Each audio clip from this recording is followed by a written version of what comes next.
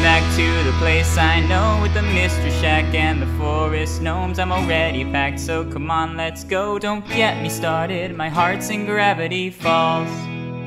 Am I starting, or are you, Ella? Okay. Is this the energy we want to open with? Welcome to Mystery Shack Look Back, a nostalgic time capsule and no spoiler book club of the original Gravity Falls fandom. We are your curators. I'm Ella. And I'm Charlie. If it is your first time here, welcome. We only have one previous episode right now, so... Episode before this, so this is a terrible first time here. So, for the most part, we're going to be looking at the fan theories available at the time, and that is going to allow us to cover the time capsule museum aspects of our show. However, I think it would take maybe a crazy person to start coming up with fan theories and posting them only after watching the first episode. Yeah, I don't know anyone who did that, no. I don't know that we could go through these old blogs and find posts from people who for sure we could absolutely confirm had not watched episode 2. Mm-hmm. If you do have posts from when you were watching the show, of you trying to figure out what happens next, obviously we have an email, mysteryshacklookback@gmail.com, and there also should be a Discord server in the Libsyn posting of this. Correct. And other various social medias, pick your poison. I don't know if you heard, Ella, but we have a network. We do? Tell me about the network, Charlie. Please. We are now part of the Pipe Dream family of podcasts, joining the ranks of The Weird Alphabet, How Did This Not Get Made, Goodnight Hollywood, trying to rattle these all from memory. Let's see if I can get it. Thank you, Internet. And Come On Fuhookapods? Is there one I'm forgetting? Escape from Walt Disney. On Come On Fuhookapods, there is a specific segment in which David invites his wife, who has never seen Homestar Runner, to watch a cartoon for the first time and give these initial reactions. And that is the energy we needed. So that is the energy we have. Everybody at home, start applauding for no reason as far as your roommates or family are concerned, because we're giving a big welcome to Alexa. Whoa! Alexa! Yeah! Oh my goodness. That's me! Whoa! I am the Alexa that you're talking about. And not that darn robot. You are the co-host of Goodnight Hollywood. The BoJack Horseman podcast. And a segmentist? Segment producer? Segment host? Yeah. On Come On Fuhookapods, you host the segment, Hey Alexa, what do you think of this? Hey Alexa, what do you think of this? I like that you said segment host, because that means that during that segment, that's all mine. The way I see it is you are the host of a podcast called Hey Alexa, what do you think of this? That is exclusively distributed within the podcast Come On Fuhookapods. Yes. That is the best description I've ever heard in my entire life, and you made me feel validated, and I'm telling my parents, look at me now. I'm a segmentist, and I own this stage, so you that's said great. I'd never be a segmentist. You said segmentist isn't a real word, so you can't aspire to that. Well, check Urban Dictionary, Dad. By the way, if anyone listening has an Urban Dictionary account, please just add that so that joke makes sense. Thanks. So, when I messaged you inviting you to guest on this show, you said a lot of people have been recommending you watch Gravity Falls. Yes. You included, I think. What did people... what was the conversation that sparked people recommending Gravity Falls to you? I'm a big Disney fan. First and foremost, I live and breathe Disney. And I don't know, when people look at me, I think it's my very bright colored glasses. They go, oh, she's a Disney character. So they come up to me and says, have you seen Gravity Falls? And I'm like, I don't know who you are, but no, I haven't seen it. You mean you didn't crawl out of the TV from Gravity Falls into my into my real life? It would seem that way at this point because, Gravity Falls is definitely something that has come up in multiple conversations when I talk about anything Disney. I mainly talk about how much I love Disneyland more than the movies itself. Oh, same. That's the one thing where I'm like, Disney, I mean, I have a litany of problems with this global megacorporation. Same. But Disneyland? You're good. You're safe. I feel exactly the same. When the revolution comes, we will skip Disneyland. Yeah, Alex Hirsch, the creator of Gravity Falls, pretty openly hates Disney. Yep, that's true. He, at the time of recording this, Pride Month just started. Mm-hmm. Disney's Twitter made a post about it, and Alex just quote tweeted them and was like, "It's hypocritical that you post this and yet ask me to revise when two old ladies hug each other." Ooh, I already like Alex Hirsch and I've never met him. I think we've set it up enough. There's very little we could do to prepare you to watch Gravity Falls other than pressing play and pointing you at the screen. Oh, I'm so excited. I guess I will say this is the first episode, titled Tourist Trapped.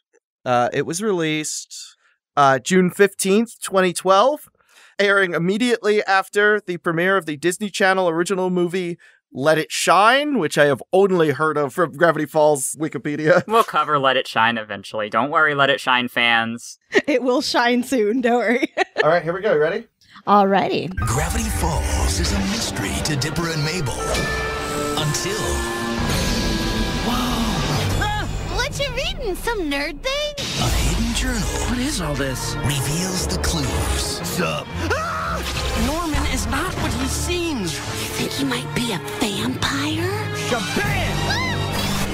Uncover the secrets in Gravity Falls with a series preview Friday, June 15th, right after the Let It Shine premiere on Disney Channel. We just watched Gravity Falls Season 1, Episode 1, Tourist Trapped. Hey, Alexa, what do you think of this? Oh, we get to utter the immortal words. I assume this is going to have like a Gravity Falls type of theme song.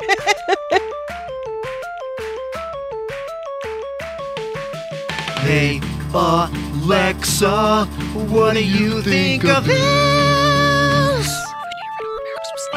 But oh my goodness, I totally understand why everybody wants me to watch this darn show. Here's my first question, I guess. Are you Mabel? Oh my gosh. Okay, Charlie, I totally understand why you're asking me this question.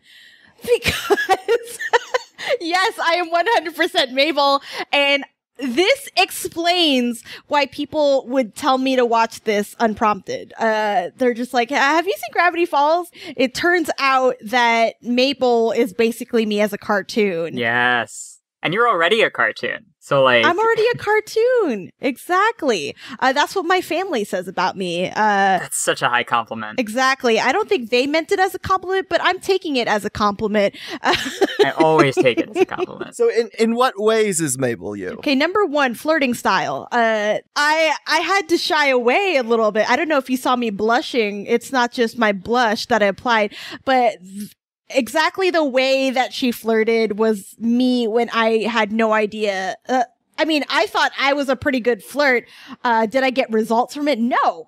But You're married, so something must have worked eventually. the funny thing is, the whole zombie boyfriend thing, I felt like was a metaphor. Well, my first boyfriend is my actual husband now. And that's exactly how the beginning of our relationship was, where everyone was like, I don't trust this dude. And everyone was just waiting for him to be a bunch of gnomes in a coat. But You know, he does look remarkably like Jeff the Gnome. He does. absolutely. That's kind of why I was a little bit happy when I found out that Jeff the Gnome was a little adorable. And the first thing that I thought of was, if these gnomes had just said offhand that they were polyamorous, then they would probably have a lot more. They're also like 1,000 years old. So that's kind of a deal breaker. But yeah, True, I guess so. in their future dating prospects, you're right. They should be more upfront and less ashamed of the fact that they are 1,000 gnomes. They're like, listen, we are a gnome polycule. would you like to join? Like, yeah, you're right. Exactly. Right. Rather than this disguising as a single teenage boy, a one. Because if somebody wanted me to be queen of the gnomes, absolutely, I would love to be queen of the gnomes. Alexa, in my heart, you've always been queen of the gnomes. But the Thank you. lying about it is not good foundation for a relationship. Exactly. agree. I need some trust here. That's the theme of the episode, is Dipper and Mabel learn to kind of trust each other. Exactly. That was to the point I was thinking about making, which is that similar to what we talked about in episode 1 with kind of the commandments for writing Dipper and Mabel that Alex Hirsch has. This episode really reinforces that the twins are equals, that they are just as smart as each other, and that Mabel saves Dipper as much as Dipper saves Mabel. Because, like, the setup that, Mabel is in over her head and is going to need rescuing from Dipper, which Dipper does save her. And Mabel saves Dipper. Yeah, and Mabel saves Dipper at the end.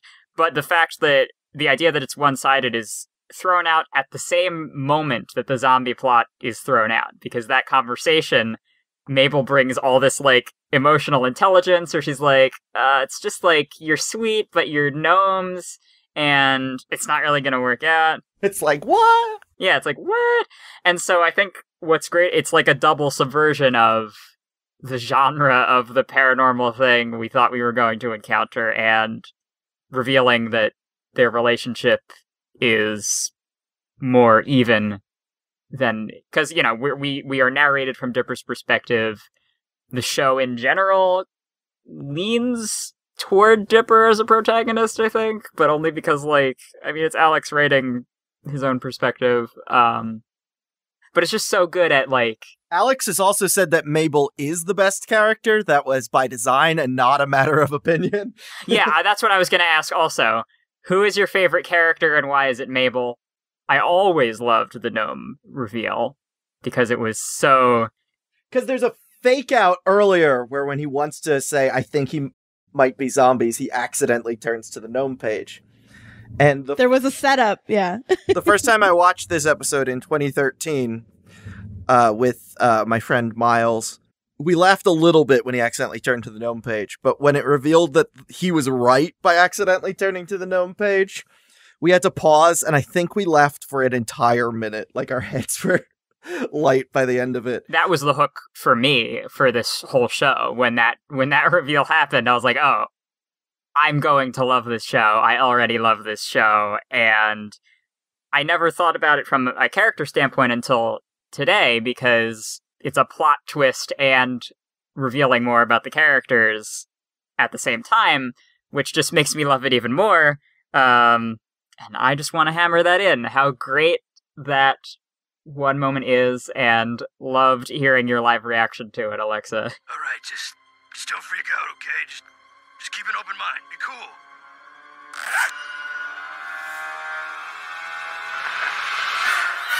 Oh my goodness. Is this weird? Is this too weird? Do you need to sit down? Oh, that was awesome. No, I swear, like, I do this thing. My husband calls me out on it all the time, where I try to predict what happens at the end of the episode so that I can come back and say, you know what? I wrote this episode because I knew exactly what was going to happen. Right. I called it. So you want to claim writing credit on all media. Exactly. By predicting it and then saying. Exactly. And it's even better when an episode goes, I knew you were thinking that, Alexa, in particular, and I'm going to turn it on its head. And I swear, because what I thought was going to happen was that the zombie boyfriend was actually a zombie. And this was going to be an ending where the zombie was like, we can't be together. Like, I'm sorry, but I will always love you. And it's like, turns out he was a really good boyfriend. But he was just a zombie, and he had to eat brains. And that's why he couldn't be, they were going to be these star-crossed lovers for the rest of their lives. Just like, I have this dietary restriction. I don't think it's going to work out, you know?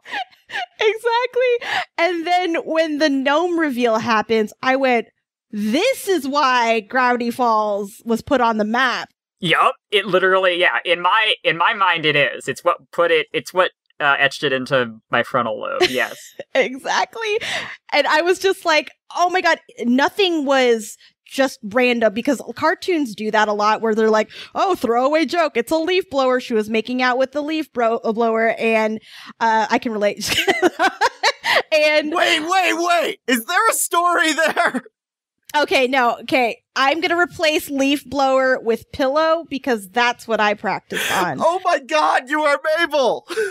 Because the leaf blower, I feel like, was too dangerous. The leaf blower was taken. The leaf blower was in a committed relationship. I was not a homewrecker. I was not, pillows are comforting.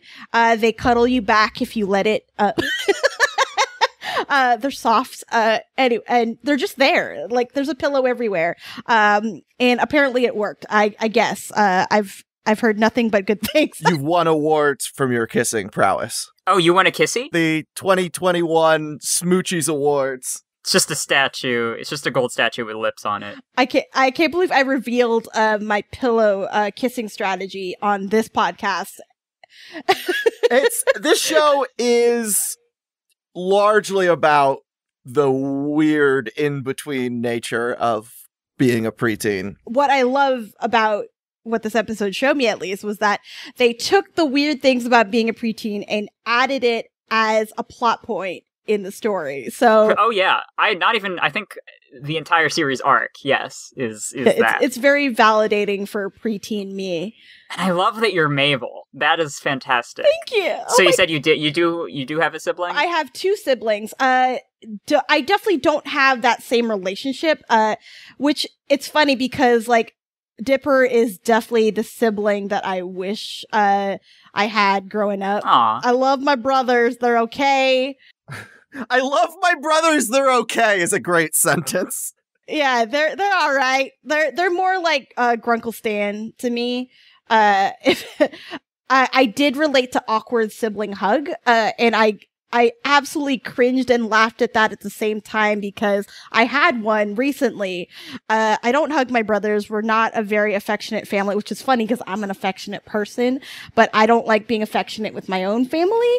So when I gave them the hug, I absolutely said in my head, Pat once, Pat, okay, I'm good. Oh my God. You counted out the pats. I counted out the pats. That's amazing. Oh, yeah, because I was like, they know I'm here. Pat. There you go. Wow. So that was brilliant. Mabel is definitely an otherworldly character I know because I can relate to her. Oh, yeah. I feel like this is my prediction for the end of the series, which I don't think is going to happen. But again, that's why you wanted me here, right? To predict the weird stuff. Yes. I have a feeling that she's either going to fall in love with like a ghost-like figure or a unicorn type of figure. Okay. It just has to be someone that is not of this earth. Because that's the only person who is suitable for Mabel. Exactly. No Earthman can contain me. As long as we're on the topic of you predicting what will happen, I would love to ask, what do you think is behind the vending machine? At the very end, Stan enters a secret code into the vending machine that reveals a trap door, and he goes behind that and looks shiftily. Where is he going? I have a feeling that that he's the owner of Old Man's Chains. Oh, Gold Chains for Old Men magazine. He's the publisher? So he was doing like a psyop with like, oh, that's a good issue. You should read this magazine. He's like trying to subconsciously influence the minds of the people. Okay. That's got to be it, because I feel like, again, I'm trying to put my own experience into these characters. Grunkle Stan is a big fan of Chains for Old Men, and I am too. Specifically for old men, and I think it's a good look. So I would have definitely loved to read that magazine. A nice 70s style old man with some chest hair, an unbuttoned shirt, and a gold chain. That's a look. I did I responded to a rush call on, I think it was Craigslist, for birthday videography, and when I got there, it turned out it was a mob family. And they were all dressed like Grunkle Stan. Grunkle Stan, definitely. Okay, I feel like he's had such a very painful past. I feel like there was a loved one that he fell in love with, kind of like Carl and Ellie situation. And that's why he's so grumpy all the time. And that's why he kept his little mystery shack, because it's where he and his significant other like owned it, and they traveled around the world and found all these weird dead mermaids and put them in glass cases. All right. So romantic. Very. And, you know, maybe that person is not in the picture anymore. And therefore, Grunkle Stan is just kind of being all like, I'm grumpy, but I still got a heart. Because there's a moment where he says like, How's about each of you take one item from the gift shop on the house, you know? Really? What's the catch? The catch is do it before I change my mind. Now take something. I don't think he was going to change his mind. I think he really wanted to give his, nephew and niece something. But didn't know how to say, I love you, and I'm glad you're here. It's just, take something from the shop. I don't care, you know. Right. I have a feeling he's going to have the journey Rick had in Rick and Morty, though I don't really like that show as much, or at all anymore.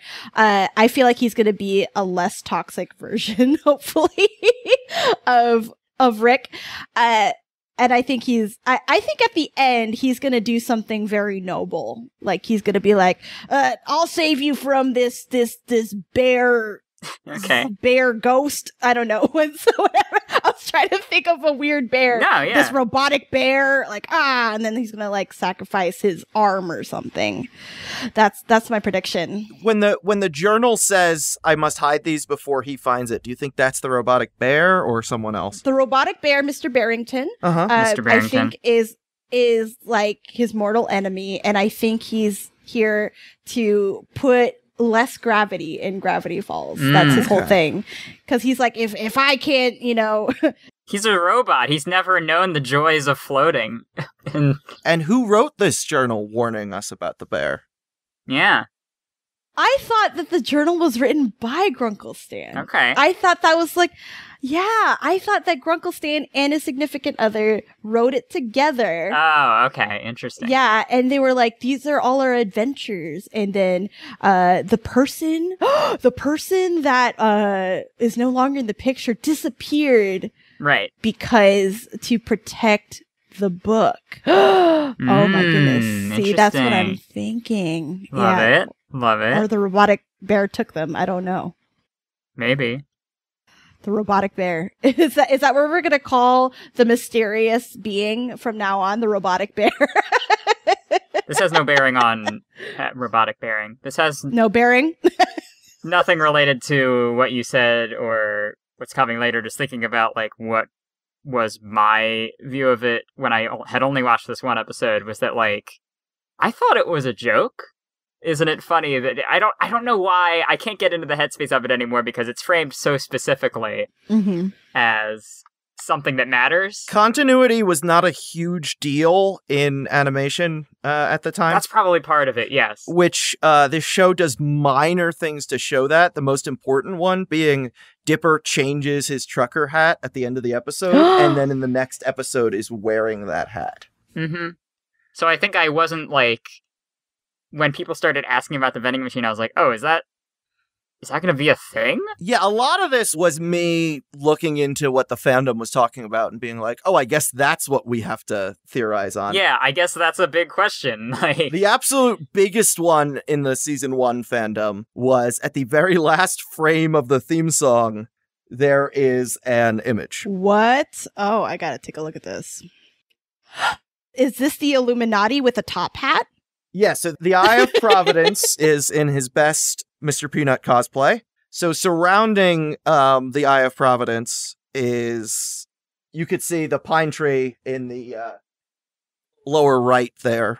In the lower right. Oh, yes, this pine tree over here. Okay. That's on Dipper's hat that he acquires at the end of the episode. What are the other symbols? Ooh. Okay, so the first one that I noticed was the More You Know star. Yeah. So I think that they're trying to say that knowledge is power. True. And also, we represent everybody in this show. That's also on Mabel's sweater in this episode. I see that there is a heart with stitches on it. That means that someone's going to get heartbroken, maybe, or maybe somebody's heart is mending, aka Grunkle Stan. Okay. Okay. That's what I'm thinking. He's mending his heart because of his niece and nephew. The glasses is helping us see things that were not there before. As a glasses wearer, I can attest to this. Yes. So Gravity Falls is definitely a place where you think you see everything, but Gravity Falls is the glasses that shows you that things are not always what they seem. You just gotta put on those glasses and see things a little bit clearer. Yeah. The question mark means mystery. That's also the Mystery Shack logo, and Seuss wears it on his employee uniform. I think the question mark is, what is Seuss gonna snack on today? Are you a cross between Mabel and Seuss? Yes, absolutely. I do love Seuss. He is the king of town to me. He's the king of my town, my heart. King of my town, that's right. I love the way Seuss exits a room very mysteriously. I love that he's always prepared for a piñata. I have a feeling that piñata means something. And this is in case you see a piñata. Thanks? Better safe than sorry! I think that piñata is going to come back. Thank you for bringing that up. The ice? Okay, ice? I'm going to get back to you, ice, because I feel like, or maybe there's a chill in the air because something is coming. That's an interesting, or somebody's having a party. I can't tell. I see a crab claw here. They're definitely having crab for dinner. That's the symbol on Grunkle Stan's fez. If you're watching on Disney Plus, it might be gone in some episodes. Is this the pentagram, or is this that is just straight up a pentagram in a Disney show. See, I saw this as the star I could draw in kindergarten. Like, I was just like, everyone's drawing perfect stars, and I'm like, I can draw a star too. And then Alexa accidentally summoned a demon in kindergarten. I summoned a demon, and I've been cursed ever since with my awesomeness. It's a burden I have to carry. Maybe you're the ice bag because you're so cool.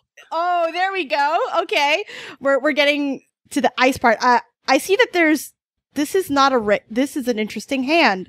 1, 2, 3. Oh my goodness. The murder of Inigo Montoya is in the show. That's a Princess Bride reference. Yes. So that is the exact same, plot point that sets up. You're correct. There is a near identical plot point in that. It's also in Monk.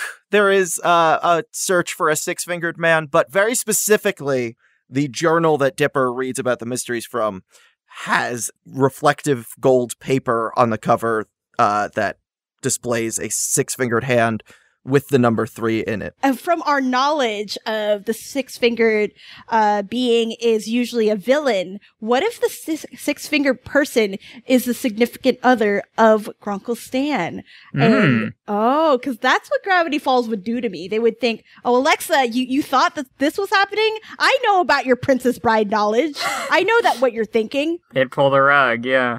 And we get to llama, which could also be a piñata.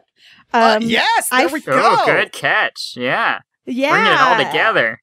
Oh my goodness. I love this. I love these. I love reading symbols and guessing what they are, because this piñata, Seuss has something going on. Seuss is just not the handyman. All right. Seuss is really saying, like, watch out for that piñata, because that piñata holds the secret to Gravity Falls. Maybe when you break the piñata, a bunch of ice fall out. Yeah. You know, like, the piñata. Usually when people have a piñata, it's a birthday party or a celebration. There's candy inside, sometimes money, depending on how bougie you are. I would like to think that there could be some kind of treasure hidden in the piñata. Grunkle Stan could be hiding the map to this particular piñata. During the moment when this frame flashes, you could hear a voice whispering. It's indecipherable what they're saying. But if you play that clip backwards, you could hear a voice whisper 3 letters back. Now, that is in reference to an existing cipher. It was not invented for the show. It's known as the Caesar cipher. Yep. Oh, interesting. Do we get to meet Caesar? Well, here I am. Yeah, that's Ella Cesare. which is the what they call Caesar in Italy. Mine sounds like lean cuisine because my last name is Cuison, or croissant. My co-host Michael calls me croissant all the time. And Alexa, we have Charlie Marshmallow, Ella Cheesery, and Alexa Cuisine. Yes, or Alexa croissant. Yeah. A cheese and marshmallow croissant. Oh, I'm not gonna lie, I would eat that. Not on a dare. Me too. If somebody just told me to try it, I would do it. So 3 letters back is a very literal description of how the Caesar cipher works. D would mean A, E would mean B, F would mean C. This is all useful in decoding a message that appears in the end credits under the image of the barfing gnome, which you can see here. Alexa, what does it say? I love this. I do love that this podcast is called The Mystery Shack because we're actually solving a mystery right now. So Z's W. Okay. And then H is E. I'll try to guess it before. Oh, I think it says welcome. Oh, I know what it says. Does it say welcome to Gravity Falls? Ding ding! Ella, tell her what she's won! You've won. My goodness. Nothing. I'm sorry we didn't bring a prize. Okay, do you want a more interesting one is on the cipher page. Oh, with all the symbols around it. Right on the right of the one you called a crab claw, there is. Yes.